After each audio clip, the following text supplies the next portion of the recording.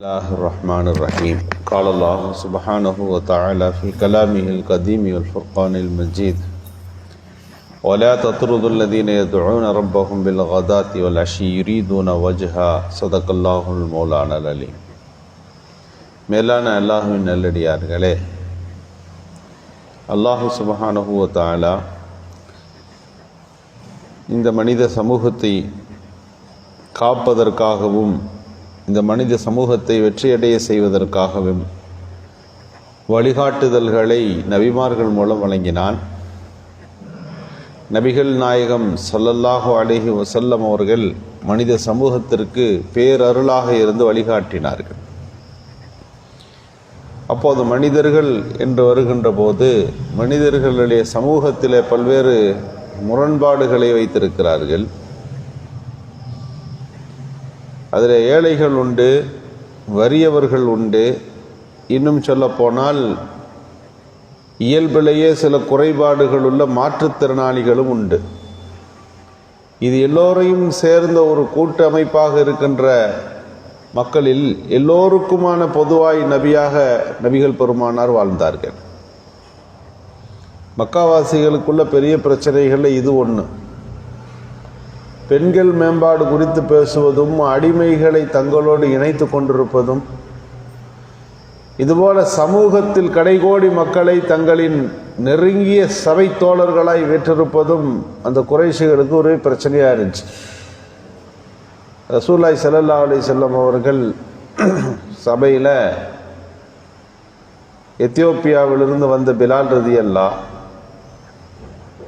Rome நாட்டிலிருந்து வந்த ஷுஐப் ரலியல்லாஹ், அம்மார் இப்னு யாசர், உம்மி மக்தூம் ரலியல்லாஹ், இதுபோல சஹாபிகள் இருந்தார்கள். இவங்கெல்லாம் எப்படின்னு கேட்டிங்கன்னா, அந்த மக்கா நகரத்திலேயே சற்று ஏழைகளாக காட்சி தந்தவர்கள். இப்போ மக்காவாசிகளில் குறைஷி குலம் போன்ற பெரிய குலத்து மனிதர்கள் இருந்தார்கள், செல்வாக்கு மிக்கவர்கள்லாம் இருந்தார்கள். அவங்க ரசூலாட்ட வந்தவொடனே அப்படி நின்றுவாங்க, இவங்க உட்காந்துருக்கிறாங்களே அப்படின்னு நிற்பார்கள். ஒரு கட்டத்தில் ரசூலுல்லாஹ் கூப்பிட்டு, யா ரசூலல்லாஹ், நாங்கள் உங்களோட உட்காந்து பேசுவதற்கு ஆசைப்படுறோம், மக்காவில் உள்ள எல்லாருமே ஆசைப்படுறோம், ஆனால் எங்களுக்குன்னு ஒரு கௌரவம் இருக்குது. நீங்கள் இந்த மாதிரி ஆளுகளோட உட்காந்துருந்தீங்கன்னா நாங்களும் இவங்களோட உட்காந்துக்கிட்டா இந்த அரபிகள் குறித்து வெளிநாட்டிலெல்லாம் மற்ற ஊர்கள்லாம் எப்படி பேசுவாங்க, அதனால் அவங்க உட்காருங்க, நாங்கள் வரும்போது அவங்கள வெளியே தள்ளிடுங்க அப்படின்னாங்க. இல்லையா, எங்களுக்கு ஒரு சிட்டிங், அவங்களுக்கு ஒரு சிட்டிங், இப்படி பிரித்தாங்க. எல்லா காலத்திலும் இது போன்ற பண்புகள் வளர்ந்து வருவது உண்டு. ஒரு சமுதாயத்தில் இவங்க கொஞ்சம் ஜாதிய ரீதியாக பிற்படுத்தப்பட்டவர்கள், இவங்க வேற நாங்கள் வேறன்னுவாங்க. இஸ்லாத்திலே பல்வேறு முயற்சிகள் சமூக அரங்கிலே சில பல ஏற்றத்தாழ்வுகள் லேசாக தலை காட்டியது உண்டு. ஆனால் இஸ்லாம் அதை அங்கீகரிக்காததால் சஃப்புகளில் அந்த வேறுபாடுகள் நிறுத்தப்பட்டிருக்கிறது. பள்ளிவாசல்களிலே அந்த ஏற்றத்தாழ்வுகளை நம்மால் ஏற்படுத்தவோ யோசிக்கவோ கூட முடியாத அளவிற்கு ஷரியத் மிகச் சரியாக அங்கே ஒரு கோடு போட்டிருக்கிறது. சமூக வட்டத்தில் சில பல சூழல்கள் ஊர் பழக்கங்களாக, சமூக பழக்கங்களாக சில பல பெயர்களிலே அது உலா வருகிறது. ஆனால் அங்கீகரிக்கப்படாத ஒரு பண்பு. இங்கே நபிகள் பெருமானாருக்கு சபையில் நடந்தது இதுபோல மாற்றுத்திறனாளிகள், முடியாதவர்கள், மூளை சுவாதீனம் குறைந்தவர்கள், பக்கபலமும் இல்லாதவர்கள், இவங்களுக்கெல்லாம் ஒரு கேட்டகரியாக அந்த மக்கள் ஏற்படுத்த நினைத்த போது குர்ஆன் வசனம் இறங்கி பெருமானாருக்கு ஒரு வழிகாட்டுதலை வழங்கியது. ரசூலுல்லாஹ்ட்ட அவங்க கேட்ட உடனே என்ன ஆச்சுன்னா, ரசூலுல்லாஹ் சரின்ட்டாங்க. அப்படின்னு நீங்கள் சொன்னால் பத்தாது, எப்பயுமே இது நிலையாக இருக்கணும், ஒரு பேப்பரில் எழுதி கொடுங்கன்னு கேட்டாங்க. ரசூலுல்லாவும் பேப்பரை எடுத்துகிட்டு அலி ரலியல்லாஹுவை கூப்பிட்டு எழுத சொன்னார்கள். என்னன்னா, இந்த குரூப் வரும்போது இவங்க இங்கேருந்து வெளியே போயிடணும். வலா தத்ருதுல்லதீன யதுஊன ரப்பஹும் பில் கதாத்தி வல் அஷி, காலை மாலையும் தஸ்பீஹ் செய்து உங்களோடு அமர்ந்திருக்கிற அவர்களை நீங்கள் விரட்டக்கூடாது, சபையிலிருந்து எந்திரிச்சு போக சொல்கிற உரிமை உங்களுக்கு இல்லை என்ற அடிப்படையில் குர்ஆன் வசனம் இறங்கியது.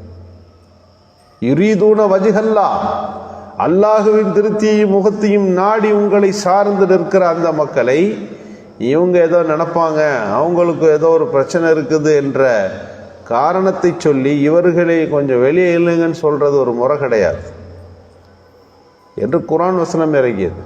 இருந்தாலும் அவங்க மக்கள்கிட்ட அந்த அப்படியே இருந்து கொண்டே இருந்தது. ஒரு நாள் ரசூலுல்லாஹ் இவங்களோட பேசிக்கிட்டு இருக்கும்போது கண் தெரியாத உம்மு மக்தூம் என்ற அந்த சஹாபி வந்தார். ரசூலுல்லாஹ் கொஞ்சம் இருங்க, இந்த பேசிக்கிறேன்னு நாங்கள் இப்படி சொன்னது தான் குர்ஆன் வசனம் இறங்கிச்சு. அபஸ வதவல்லா, முகத்தை அவர் திருப்பி கொண்டார். அஞ்சா அகுல் ஆமா, அந்த கண் தெரியாத அந்த தோழர் அவரிடத்தில் வந்தபோது அவர் கடுகடுத்தார் என்று சொல்லி இந்த செயல் தவிர்க்கப்பட வேண்டியது என்று திருக்குர்ஆன் பதிவு செய்கின்ற இந்த காட்சிகள் வலியவர்கள் இயலாதவர்களை ஆதரிப்பதுதான் இஸ்லாம் என்ற ஒரு போங்கை இங்கே தெளிவுபடுத்தியது. நபி ஸல்லல்லாஹு அலைஹி வஸல்லம் அவர்கள் மீது அதிகம் உம்மி மக்தூமின் மீது கருணை கொண்டார்கள். ரசூலுல்லாஹ் மக்காலேருந்து வெளியே போனாக்கா யார் எவ்வளோ நபர்கள் இருக்கிறார்கள், ஆனால் இவங்களை ஹலீஃபாவாக நியமிச்சுட்டு போவாங்க. கண் தெரியாத சஹாபி. பாங்கு சொல்லுகின்ற பொறுப்பு பிலால் ரலியல்லாஹுக்கு சுபுஹ் நேரத்தில் ஒரு பாங்கு, தஹஜ்ஜுத் நேரத்தில் ஒரு பாங்கு இருக்கிறது. தஹஜ்ஜுத்தினுடைய பாங்கை சொல்லுகின்ற பொறுப்பு உம்மி மக்தூமுக்கு தரப்பட்டது. பிலால் ரலியல்லாஹுவிற்கு சுபுகிலே பாங்கு சொல்லுகின்ற பொறுப்பை தரப்பட்டது. உம்மி மக்தூம் ரலியல்லாஹு அவர்கள் சிறப்பாக சொல்லி கொண்டிருந்த அந்த நேரத்தில் பிலால் ரலியல்லாஹு சில நாட்கள் சுபுஹுடைய வக்து வருவதற்கு முன்னால் சொன்னார்கள். அப்போது உம்மி மக்தூம் ரலியல்லாஹு கூப்பிட்டு, இனிமேல் நீங்கள் சுபுக்கு பாங்கு சொல்லுங்க என்று சொல்லப்பட்டது. அவங்க கண் தெரியாது, ஆனால் மிகச் சரியாக அந்த சுபுடைய நேரத்தில் பாங்கு சொல்வார்கள். ஆனால் பார்த்து தானே தெரிஞ்சு கொள்ள முடியும் சுபு உதயம் ஆயிடுச்சா இல்லையான்னு, சுபுடைய நேரம் வந்துருச்சா இல்லையா என்பதை நாம் நிலத்தை பார்த்து தான், அந்த வெளிச்சத்தை வச்சு தான் கண்டுபிடிக்க முடியும். தஹஜ்ஜுத் இருட்டு நேரமாக தான் இருக்கும். ஆனால் சுபுஹு சாதிக் என்பது சுபுகு நேரம் சூரியன் உதிப்பதை போல சுபுகு நேரமும் உருவாகும். அந்த வெளிச்சம் தெரிய வேண்டும். கண் தெரியாத இந்த சஹாபி கரெக்டாக சொல்லிடுவாங்க. சில நேரங்களில் சஹாபிகள் இவங்க யோசித்து கொண்டிருப்பதை பார்த்து, அஸ்பஹத்த, நீ காலையில் ஆய்விட்டீர்கள், அஸ்பஹத்த, காலை நேரம் வந்துருச்சு அப்படின்னு சொல்லக்கூடிய ஹதீஸ்கள் இடம்பெறுகிறது. இங்கே நாம் கவனிக்க வேண்டும், அதுபோன்ற சஹாபிகளுக்கு மஸ்ஜிதில் முக்கியமான ஒரு பொறுப்பை கொடுத்தார்கள். வெளியூர் போகிற போது ஹலீஃபாவாக நியமிக்கின்ற அளவிற்கு அவர்களுக்கு உதவிகளை பெருமானார் செய்தார்கள் என்பதிலிருந்து நலிந்தவர்கள் முன்னிலை தரப்பட வேண்டும் என்பது இந்த நிகழ்வுகள் எடுத்து சொல்லுகின்ற செய்திகளாக இருக்கின்றது. ரசூலுல்லாஹ் இறக்கப்படுவாங்க. ஒரு சஹாபி கேட்டார், யார் ரசூலல்லாஹ், நான் போய் ஜாமானவானா ஏமாந்துடுறேன், எனக்கு யோசிக்கிறது தெரியல, அது பிரித்து பார்க்க புரிய மாட்டேன்னுது, அவன் சொல்ல ரேட்டில் அதிகமாக ரேட்டை கொடுத்துட்டு வாங்கிட்டு வந்துடுறேன், வீட்டுக்கு வந்தால் தான் எல்லாம் சொல்கிறாங்க இது கம்மியான பொருளாச்சு, இவ்வளோ விலை கொடுத்து வாங்கிட்டு வந்துட்டீங்களேன்றாங்க, நான் வாங்கினாலும் ஏமாந்துடுறேன், விற்றாலும் ஏமாந்துடுறேன் அப்படின்னு ரசூலுல்லாஹ்ட்ட சொன்னாங்க. அவருக்கு அந்த சஹாபி ரலியல்லாஹு பார்த்து சொன்னாங்க, இனிமேல் உங்களுக்கு ஒரு சட்டம் மக்கள்கிட்ட அறிவிச்சிருங்க, லா கலாபத்தை, என்கிட்ட மோசடி என்பது கிடையாது, எனக்கு சிந்திக்க தெரியாது, என்கிட்ட நீங்கள் வியாபாரம் பார்த்தா லீ சலாசத்து ஐயாம், லீ ஹியாருன் சலாசத்து ஐயாம், எனக்கு 3 நாள் வரைக்கும் அனுமதி இருக்குதுன்னு சொல்லிவிடுங்க. ஒரு பொருளை வாங்கிட்டு போங்க, வாங்கின உடனேயே வியாபாரம் முடிஞ்சுன்னு அர்த்தம் இல்லை, உங்களுக்கு 3 நாள் டைம் இருக்குது, நீங்கள் 3 நாளைக்குள்ளே அதை பார்த்து சரியா தப்பா, இது வாங்கிக்கலாமா, இந்த ரேட் கரெக்டானு எல்லாம் விசாரிச்சுட்டு ஓகேன்னா வச்சுக்கோங்க. 3 நாளைக்கு உள்ள இடையில நீங்கள் வராட்டினா அது உங்கள் பொருள், வியாபாரம் முடிச்சுன்னு அறிவிச்சிருவீங்க. இல்லை குறை இருக்குது ரிட்டர்ன் பண்ணணும்னு நினச்சிங்கன்னா 3 நாளுக்கு இடையில போய் கொடுத்துருங்க.